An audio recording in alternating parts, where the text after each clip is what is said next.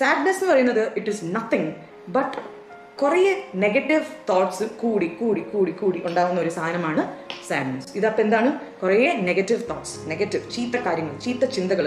പണ്ടെങ്ങാണ്ടോ ആരോ നമ്മളെ തെറി വിളിച്ചത്, പണ്ടെങ്ങാണ്ടോ ആരോ നമ്മളെ എന്തോ ഹേർട്ട് ചെയ്തതും ഇനി നടക്കുമോ എന്ന് നമ്മൾ ഇമാജിൻ ചെയ്ത് വെച്ചിരിക്കുന്ന കുറേ ചീത്ത കാര്യങ്ങളുണ്ടല്ലോ.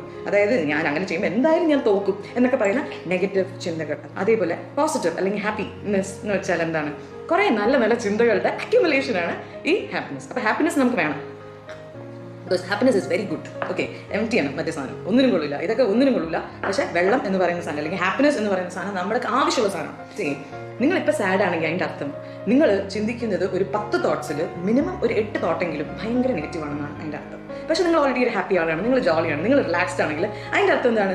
നിങ്ങൾ ഒരു 10 തോട്ട്സ് ആണ് ചിന്തിക്കുന്നതെങ്കിൽ ഒരു കണക്ക് വെക്കുകയാണ്. അതിൽ നിങ്ങൾ ഓൾമോസ്റ്റ് ഒരു 9 to 10 അല്ലെങ്കിൽ 8 തോട്ട്സ് നിങ്ങൾ ഓൾറെഡി ഹാപ്പി ആയിട്ടാണ് ചിന്തിച്ചുകൊണ്ടിരിക്കുന്നത്, which is a great job.